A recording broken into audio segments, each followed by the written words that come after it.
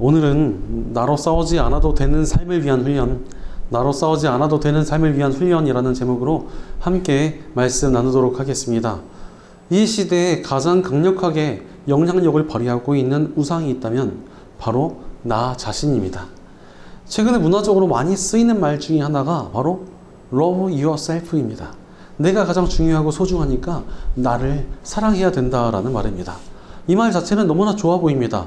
당연히 자기 자신을 미워하고 스스로를 학대하며 방치하는 것보다는 자신을 사랑하는 것이 훨씬 낫기 때문입니다. 실제로 자신의 모습을 스스로 인정하고 받아들여주며 자신을 잘 돌보아주는 것은 정신 건강에 있어서 굉장히 중요한 요소라고 할 수 있습니다. 하지만 지금 이 시대의 문제가 무엇입니까? 사람들이 자기만 아는 인간이 되어 가고 있습니다. 이기주의가 넘쳐나고 자기 자신만 대접받고 싶어 합니다. 자신의 권리를 주장하면서도 자신이 누군가의 권리를 짓밟는 것에 대해서는 신경도 쓰질 않습니다. 며칠 전 저희 윗집에 새로 이사를 왔는데요. 그 집에 새벽 2시 반까지 사람들이 술을 마시면서 소리를 지르며 파티를 하고 있었습니다. 아니, 이사하는데 힘이 넘쳐나나 봐요. 그래서 도저히 못 참고 올라갔더니 그 앞에 아기가 있으니까 조용히 해주세요. 아기가 있으니 벨은 절대 누르지 말고 문을 두들겨 주세요. 이렇게 써놨습니다. 본인들은 새벽 2시 반까지 떠들고 고성방가를 하는데 남들 얘기는 조용히 하길 바라는 그런 이기적인 마음을 가지고 있었던 것입니다. 사람들이 자신의 권리를 주장하면서도 자신이 누군가의 권리를 짓밟는 것에 대해서는 이렇게 신경도 안 쓰고 살아갑니다. 나의 권리가 침해받으면 불같이 화를 내지만 다른 이들의 권리를 침해할 때는 아니 뭐 그럴 수도 있지 라면서 대수롭지 않게 생각하고 있습니다. 또한 사람들은 스스로를 대단한 존재라고 여기기를 굉장히 좋아합니다. 자기 숭배의 길로 향하고 있는 사람들이 적지 않습니다. 게다가 이렇게 자기 숭배의 길로 가다 보니 어떻게 됩니까? 자신을 앞세우고 높이려 듭니다. 내가 얼마나 잘났는지, 내가 얼마나 많은 것들을 이루었는지, 내가 얼마나 많은 것들을 갖추었는지를 남들에게 알려주고 싶어 합니다. 남들은 별로 알고 싶어 하지 않는데 어떻게 해서든지 좀 알게 해주고 싶어 합니다. 누군가는 그것을 자신감이라 부르기도 하고 또 좀 멋있는 모습일 수도 있지 않나 이렇게 여기기도 합니다. 하지만 자기 숭배의 결국은 우상 숭배라고 할 수 있습니다. 돌이나 나무로 된 화려한 모습의 우상이 없을 뿐 스스로를 우상으로 삼고 있는 것입니다. 그러니 점점 하나님을 의지할 수 없게 됩니다. 스스로를 잘 단련하여서 자기의 힘으로 모든 문제를 해결해 보고자 합니다. 하나님을 예배하고 섬기는 대신에 자기 자신을 높이려 합니다. 그러니 점점 신앙과는 멀어질 수밖에 없습니다. 자기 자신을 숭배하고 있는 사람이 하나님을 온전히 예배한다는 것은 쉽지 않기 때문입니다. 게다가 자기 자신을 앞세우다 보면 지치게 되어 있습니다. 우리는 한계를 가지고 있는 피조물이기 때문에 그렇습니다. 바로 그래서 자기 힘만 의지하며 살아가다 보면 한계에 부딪히고 피로감을 느끼게 됩니다. 내가 아무리 힘을 키워봤자 그보다 훨씬 더 큰 세상에 맞서야 되기 때문에 지칠 수밖에 없는 것입니다. 게다가 두려움도 찾아오게 됩니다. 사실 우리도 스스로 제일 잘 알고 있지 않습니까? 내가 아무리 허세 부리면서 강한 척 해도 나에게는 한계가 있다는 것을 모를 수가 없습니다. 그러다 보니 자신을 앞세우며 살다 보면은 불안과 두려움이 슬그머니 고개를 들게 됩니다. 그러니 어떻게 됩니까? 걱정과 근심이 사라질 날이 없습니다. 짜증과 분노도 늘어갑니다. 특히 믿음의 삶을 살겠다고 하는 크리스천들이 자신의 힘으로 싸우고 자신을 앞세우면 더욱더 심하게 지쳐버립니다. 신앙적인 능력이 다 사라져버리기 때문에 그렇습니다. 그러니 믿음이 있기는 한데도 지치고 불안하며 짜증이 많아졌다면 좀 스스로를 점검해 봐야 됩니다. 굉장히 많은 경우 자기도 모르게 나 스스로를 우상으로 삼고 있을 때가 많습니다. 나도 모르게 내 힘과 능력을 의지하고 자기만 아는 이기주의자로 살아가고 있으며 하나님을 예배하는 대신 자신의 이름과 명예를 세우기 위해 살아갈 때가 굉장히 많다는 것입니다. 이렇게 크리스천들이 자기 숭배에 빠져버리면은 근심과 괴로움이 떠날 수가 없습니다.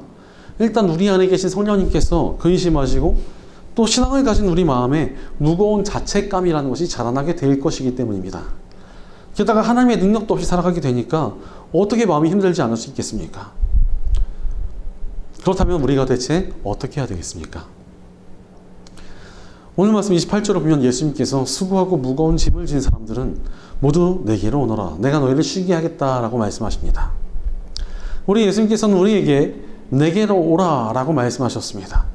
예수님께 나아가면 쉼이 있기 때문입니다. 예수님께 나아간다는 것은 예수님을 의지하고 그분을 주인으로 삼고 살아가는 삶을 말합니다. 조금 의아할 수 있습니다. 아니 그냥 살아가는 것도 힘이 드는데 예수님을 주인으로 삼는다는 것은 더욱 짐이 늘어가는 것이 아닌가라는 생각이 드는 것입니다. 그러나 예수님을 주인으로 모시고 살아간다는 것은 더 이상 나를 앞세우지 않아도 되는 삶을 살아간다는 의미입니다. 내 입으로 세상과 싸우고 나만을 위해서 싸우는 삶을 포기하는 것을 말합니다. 이제 내가 아닌 예수님을 앞세우며 살아가는 삶이 예수님께 나온 사람의 삶입니다. 이제 내가 아닌 예수님을 위해서 살아가는 삶이 바로 예수님의 종된 사람의 삶이라는 것입니다. 사실 수고하고 무거운 짐을 진다는 것이 무슨 의미입니까? 내 힘과 능력으로 나를 앞세우며 세상과 싸워오던 삶입니다. 나 홀로 짐을 지고 나 혼자서만 나를 위해 싸워야만 했던 인생을 말하는 것입니다. 그러나 이제 예수님께서 내가 너를 지키며 너희를 위해 대신 싸울 것이니 나만 믿고 살아라. 이렇게 우리를 부르고 계신 것입니다. 너 혼자 힘들게 살지 말고 내 이름으로 쉽게 살아라 라고 예수님께서 우리를 초대하셨습니다. 즉 자신을 숭배하며 이기적이면서도 자기 힘만으로 살려고 하는 어리석은 인생을 그만두라는 것입니다. 이제 예수님의 뜻과 이름을 위하여 그분의 능력만으로 살아가도록 우리를 초대하셨습니다. 이 초대에 응할 때 우리가 하나님께서 주시는 평안과 은혜를 누리며 살아갈 수 있습니다. 그런데 문제가 있습니다. 자기의 숭배를 멈추고 예수님의 능력으로 살아가야 하는데 그게 잘 안 됩니다. 사실 이 시대에는 자기를 숭배하는 문화가 너무나 가득하고 우리는 거기에 너무 심하게 절여져 있습니다. 예전에 개그 콘서트에서 누려라는 프로그램이 있었습니다. 이 벼락부자가 된 사람들이 자신의 새로운 삶에 잘 적응하지 못하는 내용을 그린 프로였습니다. 뭐 예를 들어서 음식점을 하다가 큰 부자가 돼가지고 고급 레스토랑에 온 가족이 가게 되었습니다. 그런데 직원 호출베일이 띵동 하고 울리니까 온 가족이 다 같이 일어나서 네 가요 이러면서 외치며 뛰어갑니다. 그러다 자신들이 이제 직원이 아니라 손님으로 온 것을 깨닫고 자기감을 막 느끼면서 우리 이렇게 살면 안 된다, 이 삶을 누려야 된다 이렇게 말하는 프로였습니다. 그런데 이 시대를 살아가는 크리스천들의 모습이 이와 같습니다. 하나님께서 우리의 짐을 져주시고 대신 써주시겠다고 하시는데도 우리는 여전히 우리를 앞세우며 내 힘으로 아등바등 살아가려 합니다. 이 시대는 자기 스스로를 우상화시키려 하는 자기 숭배의 문화가 너무나 가득하고 우리가 그 문화에 너무나 심하게 절여져 있어서 그렇습니다. 그러니 우리가 어찌해야 되겠습니까? 나를 앞세우지 말고 하나님께 나의 짐을 맡기며 살아가는 삶을 훈련해야 합니다. 그래야 나를 숭배하는 이 시대에서 벗어나 하나님께서 주시는 쉼과 회복을 누리며 하나님의 능력으로 제대로 살아갈 수 있습니다. 그렇다면 우리가 구체적으로 어떤 훈련을 해야 되겠습니까?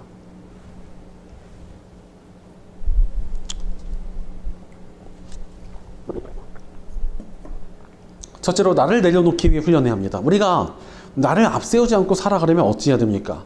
나를 내려놓고 살아가야 합니다. 나에 대한 집착과 욕망을 내 손에서 내려놔야 된다는 것입니다. 좀 더 쉽게 말하자면 온유와 겸손으로 살아가는 것을 말합니다. 오늘 본문 29절을 보니까 나는 마음이 온유하고 겸손하니 내 멍에를 메고 나한테 배워라. 그리하면 너희는 마음에 쉼을 얻을 것이다 라고 말씀하십니다. 예수님께서는 우리에게 온유함과 겸손함을 배우라고 말씀하셨습니다. 바로 온유함과 겸손함이 나를 내려놓고 하나님의 능력으로 살아가기 위한 필수적인 조건이기 때문에 그렇습니다. 특히 겸손이란 가치는 기독교 역사에서 너무나 중요한 가치였습니다. 겸손해야 하나님을 제대로 믿고 따를 수 있기 때문에 그렇습니다. 일단 사람도 마찬가지 아닙니까? 다들 겸손한 사람을 좋아합니다. 교만하게 자신을 내세우는 사람을 비호감으로 여기게 됩니다. 맨날 허세 부리고 심지어 뭐 자기가 잘 모르는 분야까지도 아는 척을 하면서 아 그건 이거예요, 이건 이거죠 이러면서 아는 척하는 사람을 누가 좋아하겠습니까? 실제로 제가 대학원 다닐 무렵에 어떤 젊은 전도사님 한 분이 자신이 좀 작은 찬양단을 하나 이끌고 있다면서 굉장히 자랑을 하셨습니다. 자기가 얼마나 실력이 좋고 얼마나 많은 사람들 앞에서 공연을 해봤으며 자기 찬양단이 얼마나 능력이 있는지를 계속 자랑을 했습니다. 그러면서 음악이 어쩌고 막 노래는 어떻게 해야 되며 막 이러면서 연설을 늘어놓았습니다. 그런데 그 자리에 조금 연세가 있으신 어떤 목사님께서 그 이야기를 굉장히 진지하게 들어주시며 은근한 미소를 띠고 계셨습니다. 사실 그 목사님께서는 젊은 시절 너무나 유명한 가수로 사랑을 받다가 소명을 받고 목회를 하게 된 분이셨습니다. 이미 뭐 음악적으로나 노래를 부르는 실력이나 비교조차 할 수 없는 분 앞에서 그 전도사님은 지금 자랑을 열심히 하고 있었던 것입니다. 그 상황을 본 사람들이 얼마나 민망했는지 모릅니다. 당연히 자기 자랑을 하던 전도사님께는 아무도 호감을 느끼지 않았습니다. 오늘 겸손하게 이야기를 들어주던 목사님께 사람들은 큰 호감을 느꼈습니다. 역시 유명한 가수는 다르다. 역시 저 부귀영화를 다 버리고 온 사람은 다르다. 이러면서 굉장히 호감을 느꼈습니다. 대부분의 사람들이 겸손한 사람을 좋아하지 교만한 사람을 누가 좋아하겠습니까? 게다가 또 교만한 사람들은 공격적으로 변할 때도 많습니다. 사실 자기를 앞세우고 자기가 싸우려 드니까 자기가 뭔가 항상 싸울 준비가 되어 있는 것입니다. 그래서 누가 자기를 좀이라도 무시하려면 화를 내고 덤빕니다. 이렇게 교만과 공격성을 지닌 사람이 어떻게 하나님 안에서 제대로 살아갈 수 있겠습니까? 일단 본인이 제일 괴롭습니다. 허세 부리고 공격적으로 살아가느라 자신이 제일 지치고 힘이 듭니다. 그러니 예수님께서도 우리 교만과 공격성을 내려놓고 겸손과 온유를 배워라고 말씀하신 것입니다. 그러므로 우리는 온유함과 겸손함을 훈련해야 합니다. 자기를 높이고 싶어지고 앞세고 싶어질 때마다 겸손하게 있다는 것인 예수님을 기억하며 겸손의 길로 향해야 합니다. 스스로를 높이며 허세를 부리는 나의 모든 모습을 내려놓고 겸손해지기에 힘써야 한다는 것입니다. 내 마음의 교만을 꺾고 회개하며 겸손과 온유의 자리로 나아가야 한다는 것입니다. 이렇게 겸손해질 때 하나님의 능력을 맛볼 수 있고 하나님의 역사와 그분의 평안이 우리에게 나타날 수 있습니다. 실제로 겸손함이 없이 허세와 공격성을 지닌 이들에게는 평안도 있을 수 없고 하나님께서 그런 교만한 사람들에게 역사하시지도 않으십니다. 왜냐하면 베드로전서 5장 5절 말씀처럼 하나님께서는 교만한 자를 물리치시고 겸손한 사람에게 은혜를 베푸시기 때문입니다. 교만하게 산다는 것은 하나님의 대적이 되는 굉장히 어리석은 일이라는 것입니다. 그러니 교만이라는 것은 아주 바보 같은 어리석은 행동에 불과하다는 것입니다. 우리는 겸손과 온유를 훈련해야 합니다. 그럼에도 불구하고 자신을 내려놓지 못하며 교만하게 살아가는 사람들이 너무나 많습니다. 왜 그렇습니까? 겸손함의 능력을 믿지 못합니다. 내가 나를 높이라고 허세를 부려야 힘이 생기고 사람들에게 존중받을 수 있다고 생각을 합니다. 내가 나 자신을 앞세우지 않으면 무시당할까봐 걱정에 사로잡혀 있습니다. 내가 나를 잘 보살피고 앞세워야 잘 살아갈 수 있다고 여기는 것입니다. 그러나 정말 내가 나를 잘 보살피는 것이 제대로 나를 잘 보살필 수 있는 것이 맞습니까? 그렇지 않습니다. 우리는 모두 다 보살핌을 받았던 존재들입니다. 우리는 모두 다 어린 아기였고 아기는 스스로를 보살필 수 없습니다.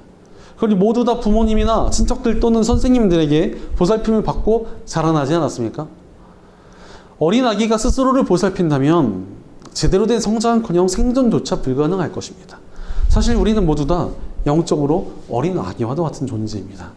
내가 나를 보살피는 것보다 하나님께서 우리를 보살펴 주시는 것이 훨씬 낫습니다. 교만 대신 겸손하게 나를 내려놓고 우리를 하나님께 맡기는 것이 훨씬 낫다는 것입니다. 실제로 하나님께서 우리에게 복음을 주신 이유가 무엇입니까? 자신을 살아가며 스스로를 우상으로 삼고 죄악에 빠져있던 우리를 예수님의 십자가의 핏값으로 구해주셨습니다.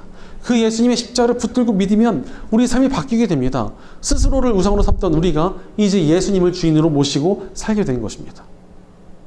그런데 그분이 주인이 되었다는 것이 무슨 의미입니까? 이 말씀에 쓰이던 시대에 룰이 있었습니다. 주인과 종은 상하 관계이기도 하지만 상호적인 존재였습니다. 종은 주인을 위해서 일할 책임이 있고 또한 주인은 종을 잘 돌봐줄 책임이 있었습니다. 그러니 십자가를 통해서 우리가 예수님을 주인으로 삼고 하나님의 종이 되었다는 것은 굉장히 큰 의미가 있는 것입니다.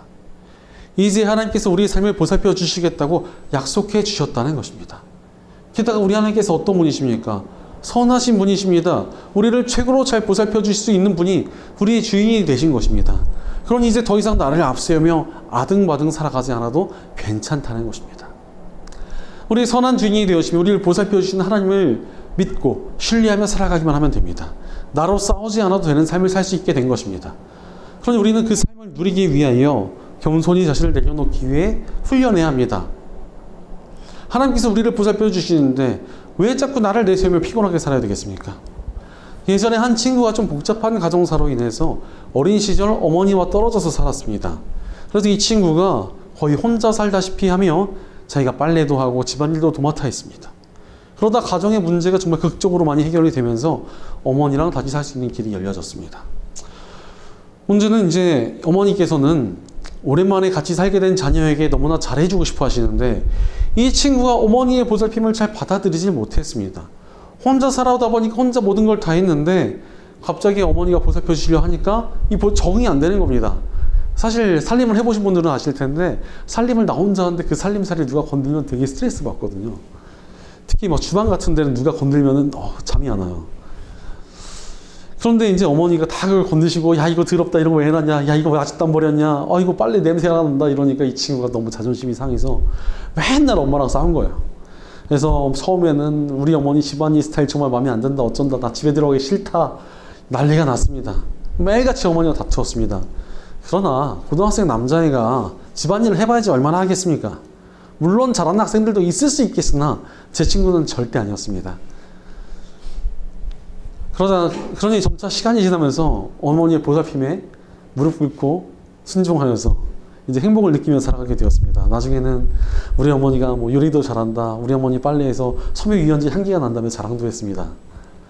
사실 우리도 마찬가지 아니겠습니까? 우리를 보살펴 주시는 선하신 하나님이 계십니다. 그러니 나를 내려놓고 겸손히 살아가도록 훈련해야 합니다. 나를 앞세고 허세 부리며 내 힘으로 살던 삶을 내려놓는 훈련이 필요하다는 것입니다. 내가 아니라 하나님을 앞세우는 겸손이 필요하다는 것입니다. 내 삶에 하나님의 능력이 있고 그분이 주신 평안이 있으며 주님의 보살핌을 누리며 살아가시는 삶이 열려질 수 있다. 이것은 바로 겸손하게 주님께 나의 삶을 맡기는 훈련의 삶에 임할 수 있는 것입니다. 그러므로 나를 내려놓고 겸손히 살아가는 훈련의 삶을 통하여 하나님께서 주시는 능력과 평안과 은혜를 풍성히 누리고 살아가는 저 여러분 되시기를 간절히 축원합니다.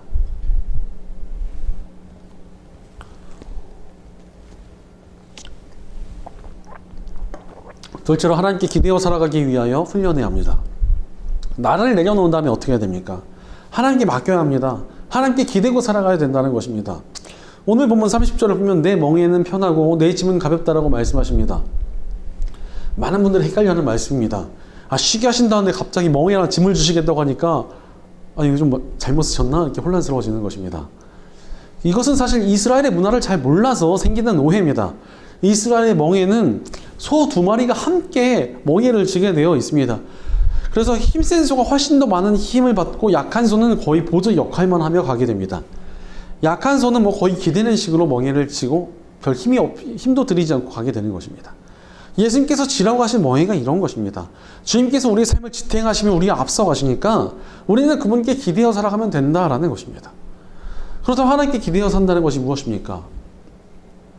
바로 나의 삶을 맡기며 기도하는 것에 하나님께 기대는 삶이 나타날 수 있다는 것입니다. 나의 삶을 맡기며 기도하는 삶을 말한다는 것입니다. 내가 무엇을 하든지 하나님께 기도하며 살아가는 삶의 능력이 있습니다. 사실 기도할 수 있다는 것이 얼마나 좋습니까? 세상의 사람들도 자신이 어떻게 도움을 줄 수 없는 일을 만난 사람들을 보면은 제가 기도할게요, 이런 말을 하는 것을 보았습니다.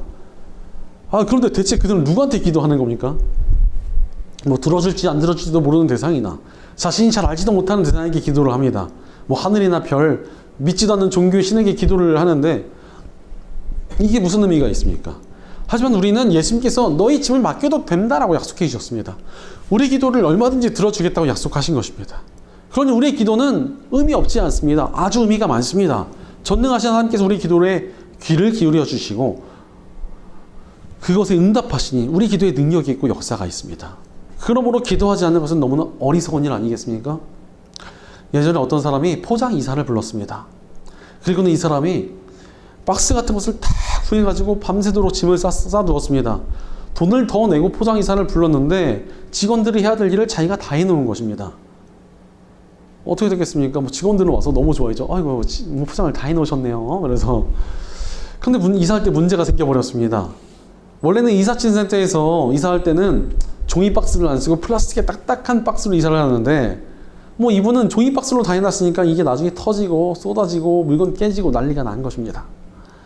그런데 기도하지 않는 사람들이 이와 같습니다. 하나님께 맡기고 살아가면 되는데 자기의 힘으로 살겠다고 애를 쓰고 있는 것입니다. 게다가 그게 잘 되지도 않습니다. 자기 힘으로 하다가 무너지고 쓰러지는 사람들이 얼마나 많은지 모릅니다. 그러니 우리는 하나님께 맡겨드려야 합니다. 바로 맡겨드리기 위해서 늘 기도하는 것을 훈련해야 합니다. 그럼에도 불구하고 하나님께 잘 맡기지 못하는 사람들이 많습니다. 왜 그렇습니까? 기도의 능력을 믿지 못해서 그렇습니다. 사람들이 자기 자신을 너무나 신뢰합니다. 그러니 겸손하게 맡긴다는 것을 잘 이해하지 못하는 사람들이 많습니다. 하나님께 기도하기보다 차라리 이 시간에 뭔가 하나 더 하자, 이렇게 하려는 사람들이 굉장히 많습니다. 그러나 이런 상태는 사실 믿음 자체가 굉장히 연약하고 교만한 상태라고 할 수 있습니다. 하나님의 도우심과 변화가 필요합니다. 그럼 우리 삶을 좀 잘 살펴보십시오. 내가 뭘 해서 된 게 별로 없습니다. 그냥 성실히 살다 보니까 어느새 되어진 일들이 굉장히 많습니다. 내가 애써서 뭘 쟁취한 것보다 어느새 되어 있는 일이 굉장히 많다는 것입니다. 오죽하면 세상에는 운칠기삼이란 말이 있습니다. 성공하는 데 있어서 자신의 기술은 3 정도고 운이 7이나 좌우된다는 이야기입니다. 노력해서 쟁취하는 것보다 뭔가 되어지는 일이 훨씬 더 많다는 것이지 않습니까? 크리스천들의 인생은 더더욱 그렇습니다. 내가 뭘 쟁취하기 위해서 노력하는 것, 이것이 중요하지 않다는 게 절대 아닙니다. 하지만 하나님의 인도하심과 계획이 훨씬 더 중요하다는 것입니다. 사실 구원도 그런 거 아닙니까? 내가 노력하고 착한 일을 하며 나쁜 일을 적게 한다고 구원받는 것이 아닙니다. 하나님께서 계획하셨고 예수님께서 십자가를 지셨으며 성령님께서 모든 것을 인도하셨습니다. 즉 성삼위의 하나님께서 구원의 계획을 다 이루셨고 우리는 믿기만 하면 구원을 받게 되었습니다. 우리가 한 일은 믿는 것이 고작 전부입니다. 나머지 모든 것은 하나님께서 이루어주셨습니다. 게다가 이렇게 하나님께서 이루어주신 구원에 얼마나 많은 것들이 주어지는지 모릅니다. 우리가 하나님의 백성이 되며 죄인이었던 우리가 의롭다 하심을 입고 하나님의 자녀를 인정받으며 성령 하나님께서 우리 안에 거주하시고 우리를 천국까지 인도해 주십니다. 우리는 아무리 애를 써도 구원조차 받을 수 없지만 하나님께서 하시니까 너무나 많은 것들이 주어집니다. 그럼 우리에게 필요한 것은 하나님을 의지하는 것뿐입니다. 그러니 우리는 기도를 통해 하나님의 인도하심을 받도록 훈련해야 합니다. 나의 어려운 문제들, 내 삶의 계획들, 미래를 향한 불안들, 모든 것들을 하나님께로 들고 나와 하나님의 인도하심을 받아야 된다는 것입니다. 이렇게 하나님의 인도하심을 받기 위해서 매일 기도하는 게 얼마나 중요한지 모릅니다. 제가 나온 대학이랑 대학원이 서로 다른 것인데 이 두 학교의 차이가 있다면 사역자가 된 비율 자체가 너무나 다르다는 것입니다. 거의 7, 8배 정도 차이가 납니다. 물론 학부랑 대학이라는 차이가 있었지만 그것을 감안하더라도 너무 차이가 많이 났습니다. 다들 사역을 하겠다고 학교를 왔지만 학부 친구들은 거의 다 사역자가 되지 못했고 대학원 친구들은 거의 다 사역자가 되었습니다. 대체 무슨 차이가 있을까를 고민해 보았습니다. 그러다가 생각난 것이 바로 아침 묵상이었습니다. 사실 제가 대학교 1학년 때부터 들였던 습관이 아침에 묵상하며 기도하는 것이었습니다. 제가 굉장히 기초가 없는 상태로 신학교를 갔기 때문에 매일 묵상하며 기도라도 해야 앞서가는 친구들을 좀 따라잡을 수 있지 않을까, 영적으로. 그런 생각으로 그런 습관을 들이려고 노력을 굉장히 열심히 했습니다. 그런데 제가 대학 다니면서 매년에 학교에 수련회가 있어서 참여를 했는데 대학 때 4년 내내 아침 묵상을 하는 사람이 저를 포함해서 제가 본 건 10명이 되질 않았습니다. 어떤 친구들은 그렇게 묵상하고 있는 10명한테 가서 와 진짜 거룩한 척한다, 좀 적당히 해, 이렇게 놀리기도 했습니다. 사역자가 되겠다는 애들이 이러고 다녔어요. 참네. 참고로 그 친구는 감사하게도 되지 못하였습니다. 할렐루야. 그러나 졸업 후에 이제 대학원에 진학해서 참여한 수련회에서는 전혀 다른 상황이 벌어졌습니다. 아침 기상 시간이 딱 되자마자 다들 갑자기 뭐 주섬주섬 뭘 꺼내는 소리가 났습니다. 보니까 여기는 뭐 거의 대부분이 묵상집이나 기도 노트 성경책을 펼치고 있었습니다. 거의 대부분의 사람들이 기도로 하루를 시작했던 것입니다. 여기서 바로 삶의 결과가 달라졌다는 것을 깨달았습니다. 매일같이 나의 삶을 하나님께 맡기는 기도의 훈련이 사람의 인생을 바꿉니다. 모든 크리스천들에 있어서 동일합니다. 겸손하게 하나님께 기도하는 습관을 가진 크리스천들의 삶은 달라지게 되어 있습니다. 역사적으로도 믿음 안에서 훌륭한 일을 해내고 삶을 잘 꾸려온 크리스천들의 특징이 있다면 겸손히 하나님 옆에 기도하는 사람들이었습니다. 오죽했으면 최초로 자기계발서를 썼고 자기계발의 아버지라 불리우는 데일 카네기도 성공적인 삶을 살았던 사람들에게는 기도가 있다라고 말을 합니다. 미국의 초대 대통령 조지 워싱턴, 금융왕 존 모건, 레전드 복싱 선수 잭 댐퍼시 등등 수많은 기도로 살아온 사람들의 리스트를 자신의 책 자기 관리론에서 제시합니다. 수많은 사람들의 삶을 세우고 인도해왔던 힘이 바로 기도라는 것입니다. 기도가 수많은 사람들을 바꾸고 놀랍게 쓰임받도록 만들었다는 것입니다. 그러니 우리도 우리의 삶을 겸손히 주님께 맡기기 위해 훈련해야 합니다. 매일의 삶 속에서 주님께 기도하고 맡기는 훈련을 할 때 반드시 하나님께서 선한 역사와 능력을 우리의 삶에 부어주실 것입니다. 그러므로 하나님께 맡기며 겸손히 기도하는 훈련의 삶을 통하여 하나님께서 주시는 능력과 평안과 은혜를 풍성히 누리고 살아가는 저 여러분 되시기를 간절히 축원합니다. 사랑하는 여러분, 겸손한 마음으로 나를 내려놓고 하나님께 맡기며 살아가고 계십니까? 우리 삶의 겸손이라는 것은 너무나 중요한 가치입니다. 겸손으로 훈련된 삶이야말로 예수님의 능력이 나타나며 온전히 살아갈 수 있는 삶이기 때문입니다. 아프리카의 성자라고 불리는 알버트 슈바이처가 그런 사람 중 하나였습니다. 아프리카에서 의료 선교를 하던 슈바이처가 잠시 유럽으로 돌아오게 되었을 때의 일입니다. 이 슈바이처가 워낙 큰 업적을 남긴 사람이기도 했고 박사학위만 3개가 있었으며 엄청나게 많은 사람들의 존경을 받던 그런 사람이었기 때문에 그가 당연히 1등석으로 들어올 것이라고 사람들은 생각했습니다. 그래서 1등석에 온갖 기자들과 모든 사람들이 다 모여서 알버트 슈바이처를 기다리고 있었습니다. 하지만 아무리 시간이 지나도 슈바이처의 모습은 보이지 않았습니다. 의아해하던 사람들이 슈바이처를 찾았는데 그를 발견한 곳은 바로 3등석 좁은 구석 자리였습니다. 그 모습을 본 사람들이 아니 슈바이처 박사님, 당신같이 훌륭하고 위대한 사람이 왜 고작 이런 3등석에 앉아 계십니까? 이렇게 물어보았습니다. 그래서 슈바이처는 대답하기를 4등석이 없어서 여기에 앉아 있었습니다 라는 겸손한 대답을 했습니다. 이런 겸손한 태도로 슈바이처는 주님께 삶을 맡기며 의료 봉사의 삶을 살았습니다. 유럽인들은 그를 아프리카의 성자라고 불렀고 그에게 치료받은 아프리카인들은 그를 마법사를 뜻하는 오강가라고 부르면서 존경했습니다. 겸손히 하나님께 맡기는 삶을 살아가니까 능력 있고 영향력 있는 삶을 살아간 것입니다.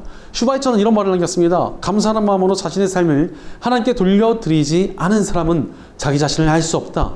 하나님 안에서 겸손히 살아갈 때 사람이 진정한 자신을 알 수 있다는 것입니다.